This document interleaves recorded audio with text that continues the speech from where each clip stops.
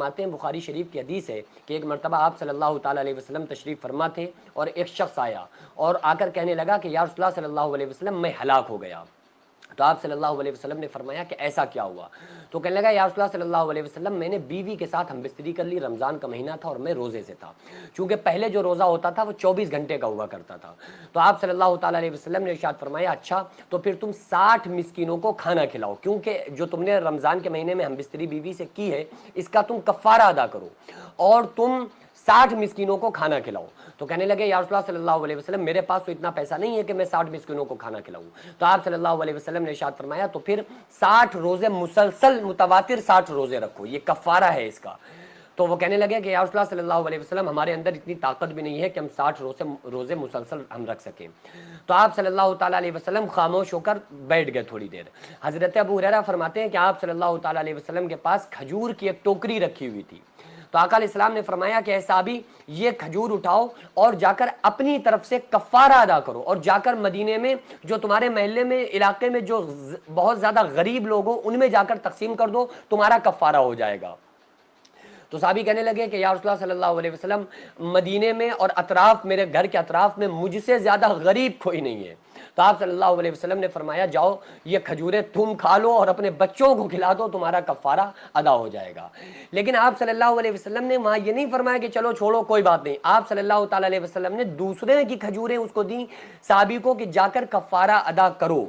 تو حالانکہ یہ بات الگ ہے کہ وہ غریب تھے اور وہ نہ روزے رکھنے کی طاقت تھی, نہ مسکینوں کو کھانا کھلانے کی طاقت تھی, اور نہ ہی ان کے پاس اتنا پیسہ تھا کہ وہ مسکینوں کو کھانا کھلاتے. اور آپ صلی اللہ علیہ وسلم نے انہی کے لیے فرما دیا کہ جاؤ تم سب سے زیادہ غریب ہو تو کھجوریں تم ہی کھا لو جا کے, تمہارا کفارہ ادا ہو جائے گا. پھر یہ آیت نازل ہوئی ثم اتموا الصیام الی اللیل ولا تباشروہن, کہ جب رات ہو جائے نا تو افطار کے بعد تمہارے لیے جو عورتیں ہیں وہ حلال ہیں اور تم ان کے ساتھ مباشرت کر سکتے ہو, اور ہن لباس لکم وانتم لباس لہن, وہ تمہارا لباس ہے اور تم ان کا لباس ہو. تو یہ وہیں جب ہی اس کے بعد یہ آیت قرآن مقدس میں اللہ تبارک و تعالیٰ نے نازل فرمائی اور رمضان کی راتوں میں بیوی کے ساتھ ہم بستر ہونے کی اللہ رب العالمین نے اجازت عطا فرمائی.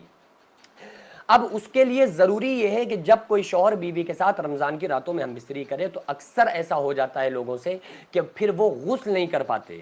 ٹھیک ہے, یہاں تک کہ ان کی فجر کی نماز چھوٹ جاتی ہے. اگر فجر کی نماز چھوٹ گئی نا تو پھر یہ بہت بڑا انسان نے گناہ کیا. کیوں؟ کیونکہ ایک وقت کی نماز چھوڑنے کی سزا 2,88,00,000 سال جہنم میں جلنا پڑے گا. اور رمضان کے مہینے میں اگر کوئی بندہ ایسا گناہ کا کام کر رہا ہے تو پھر یہ ظاہر سی بات ہے کہ بہت بڑا گناہ ہوا, کیونکہ جس طرح سے رمضان میں اچھے کاموں کا ثواب زیادہ ہے اسی طرح سے گناہ کرنے کا جو عذاب ہے وہ بھی بہت زیادہ ہے. آقا علیہ الصلوۃ والسلام نے ارشاد فرمایا رمضان کے مہینے میں اگر کوئی بندہ ایک گناہ کبیرہ کرتا ہے تو فرشتے پوری سال اس کے اوپر لعنت بھیجتے ہیں. تو اس سے بڑا گناہ کون سا ہوگا کہ انسان نے نماز چھوڑ دی.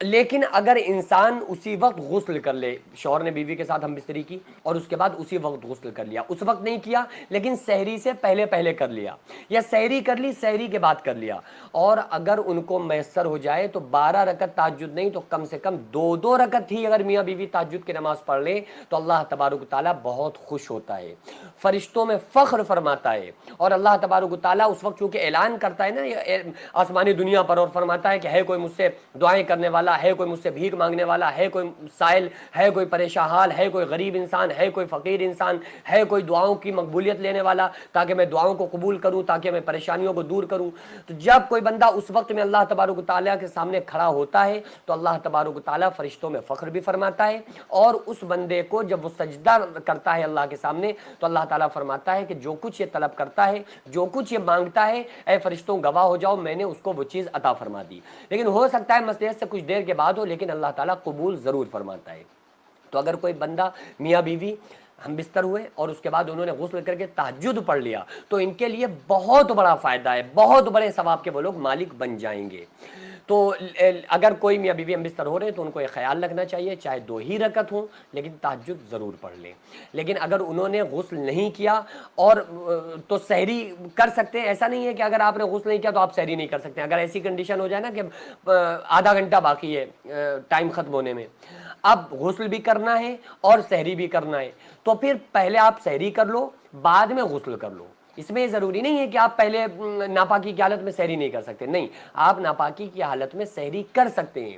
کیوں؟ کیونکہ آپ غسل تو بعد میں بھی کر لیں گے، نماز کا ٹائم تو بہت دیر تک رہے گا ابھی، تو آپ سحری کرنے کے بعد غسل تو کر لیں گے، لیکن اگر آپ غسل میں مشغول ہو جائیں گے تو آپ سحری نہیں کر پائیں گے۔ آپ صلی اللہ علیہ وسلم نے ارشاد فرمایا سحری کھا لیا کرو کیونکہ اس میں برکت ہے، تو اس لیے سحری کھا کے برکت بھی حاصل کر لو، اس کے بعد غسل کر کے نماز بھی پڑھ لو، ٹھیک ہے؟ تو دونوں چیزیں انسان کو مل جائیں گی۔ لیکن اگر اس نے کسی انسان نے روزہ تو رکھ لیا لیکن اتنی دیری کر دی کہ فجر کی نماز چھوٹ گئی، تو پھر انسان بہت بڑا گناہگار ہوگا۔ اس لیے ہمیں ایسا نہیں کرنا چاہیے کہ ہم ایک طرف تو روزہ بھی رکھ رہے ہیں، دوسری طرف نماز بھی چھوڑ رہے ہیں، تو یہ تو بالکل ایسے ہی ہو گیا کہ انسان افطار کرنے بیٹھا اور وہ پکوڑے اور سموسے اور کھانا تو کھا لے لیکن پانی کا ایک گھونٹ بھی نہ پیے۔ تو فائدہ کیا ہے کہ انسان روزہ تو رکھ رہا ہے، ایک عبادت کو ادا کر رہا ہے اور ایک فرض کو ادا کر رہا ہے، لیکن دوسرے فرض کو جو اس سے بھی زیادہ اہم ہے اس کو چھوڑ رہا ہے، تو پھر انسان بہت گناہگار ہوگا۔ اس لیے نمازوں کی تو مکمل طرح سے،